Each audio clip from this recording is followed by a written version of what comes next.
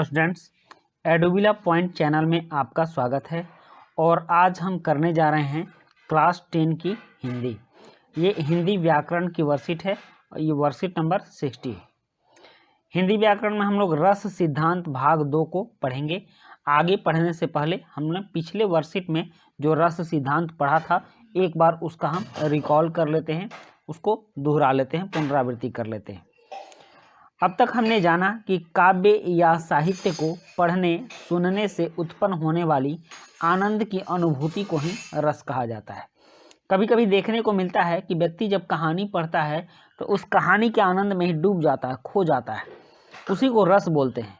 या फिर कोई कविता पढ़ता है तो उस कविता के आनंद में, कविता के भाव को सुनकर और अनुभूत करके वह कुछ सोचने लगता है। तो यह जो उसे पढ़ने सुनने से आनंद की अनुभूति होती है, इस अनुभूति को ही रस कहा जाता है। रस के 4 अंग अस्थाई भाव, विभाव, अनुभाव और संचारी भाव होते हैं। रस के 4 अंग होते हैं अस्थाई भाव, विभाव, अनुभाव और संचारी भाव। अस्थाई भाव वे भाव हैं जो मन में अस्थाई रूप से स्थापित रहते हैं। अस्थाई भावों के उद्बोधक कारण को विभाव कहते हैं। अस्थाई भावों के उद्बोधक कारण को, मतलब जिस भाव के कारण अस्थाई भाव आता है उसको विभाव कहते हैं, मतलब जिसके कारण अस्थाई भाव आता है। विभाव 2 प्रकार के होते हैं, आलंबन विभाव और उद्दीपन विभाव। अब यहाँ अनुभाव और संचारी भाव के बारे में बात करेंगे।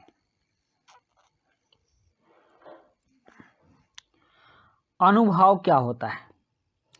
अनुभाव का मतलब मनोगत, मतलब मन में उत्पन्न भाव को व्यक्त करने वाली शारीरिक प्रक्रिया अनुभाव कहलाती है। कभी कभी जब मन ज़्यादा रोमांचित हो जाता है तो शरीर के कुछ अंग स्वयं ही हरकत करने लगते हैं और उनसे कुछ अलग तरह की हरकत होने लगती है।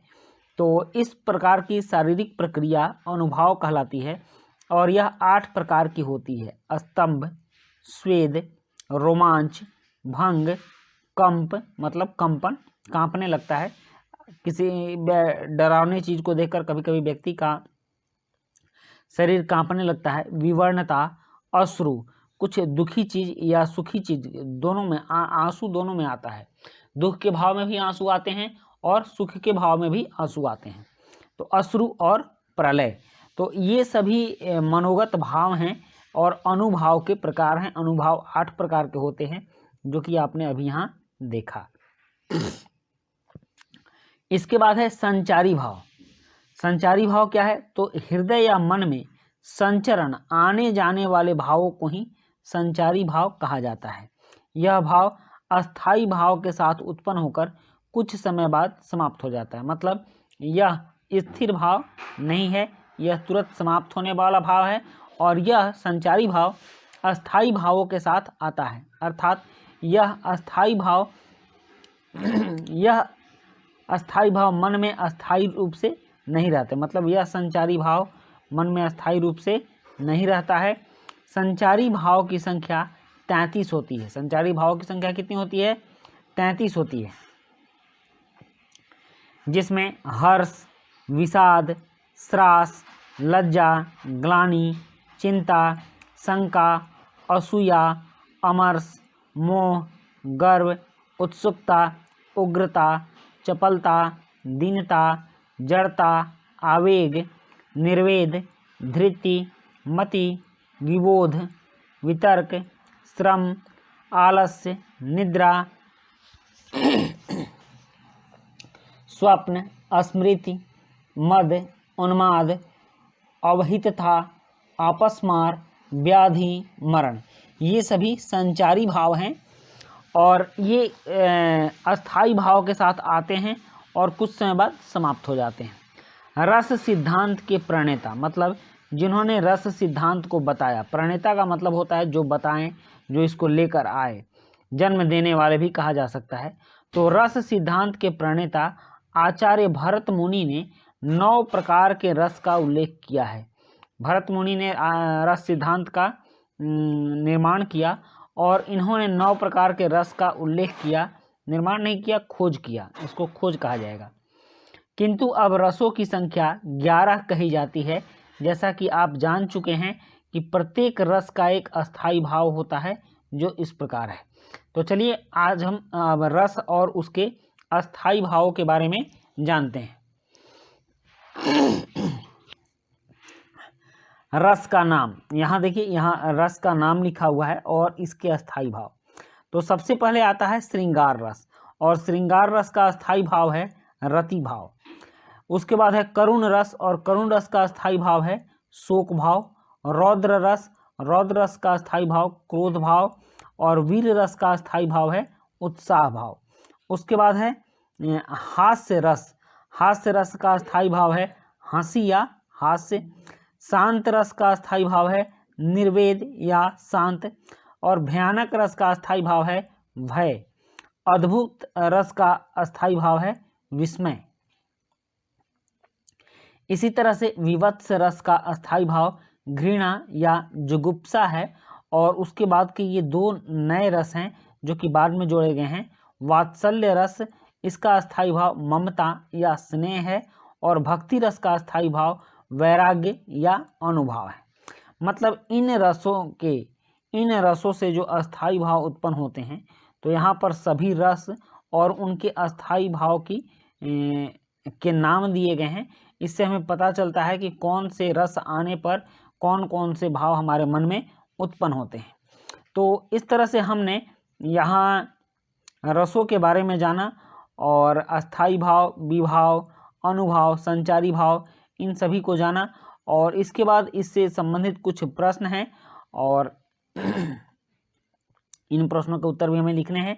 जैसे कि पहला प्रश्न कहा जा रहा है कि अनुभाव किसे कहा गया है और अनुभावों की संख्या कितनी है। दूसरा प्रश्न है संचारी भाव किसे कहा गया है और संचारी भाव की संख्या कितनी है। प्रश्न 3 है विभाव किसे कहा गया है और यह कितने प्रकार का होता है। उसके बाद प्रश्न 4 है आश्रय और विषय से आप क्या समझते हैं। तो चलिए इन प्रश्नों के उत्तर लिखते हैं। प्रश्न 1 है यहाँ अनुभाव किसे कहा गया है और अनुभावों की संख्या कितनी है। तो इसका उत्तर है मन में उत्पन्न भाव को व्यक्त करने वाली शारीरिक प्रक्रिया अनुभाव कहलाती है। यह 8 प्रकार की होती है, जैसे रोमांच, कंपन, अश्रु, प्रलय आदि। कभी कभी आप लोग देखते हैं ना कि अगर कुछ भय वाला चीज़ दिख गया तो आदमी तुरंत वहाँ से भाग जाता है। तो यह भी एक प्रकार का शारीरिक प्रक्रिया है जो कि आपके अनुभाव से यह प्रभावित होती है और शरीर में हलचल होने लगती है। अश्रु आने लगता है, जैसे ये जो अश्रु आ रहा है, कुछ ऐसा सुन लिए या देख लिए जिससे मन को काफ़ी कष्ट पहुंचता है तो उससे अश्रु आने लगता है। तो यह अश्रु का आना क्या है, शारीरिक प्रक्रिया है जो कि अनुभव है, यह एक अनुभव कहलाएगी। उसी तरह से कंपन होता है, रोमांच होता है, कुछ खुशी की चीज़ देखकर मन रोमांचित हो उठता है, कुछ सुंदर चीज़ देखकर मन रोमांचित हो उठता है, तो यह अनुभव है और शारीरिक प्रक्रिया के रूप में यह दिखाई देता है।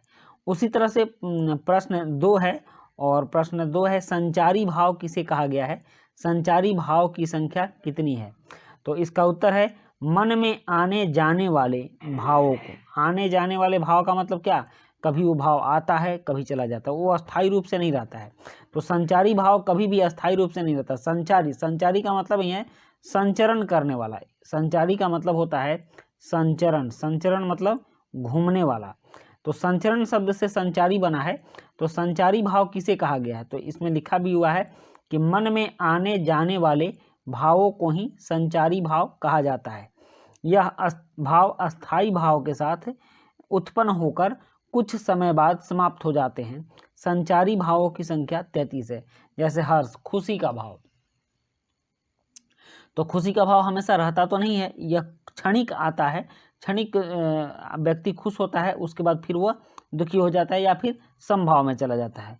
विषाद, लज्जा, ग्लानि, चिंता आदि, ये सभी भाव कभी कभी मन पे आते हैं और उसके बाद ये समाप्त हो जाते हैं। इसी तरह से प्रश्न 3 है विभाव किसे कहते हैं। विभाव यहाँ आकार होगा, अस्थाई भाव के उद्बोधक कारण को विभाव कहते हैं। मतलब अस्थाई भाव किसके कारण से उत्पन्न होता है, जो अस्थाई भाव उत्पन्न करने का काम करता है उसको विभाव कहते हैं।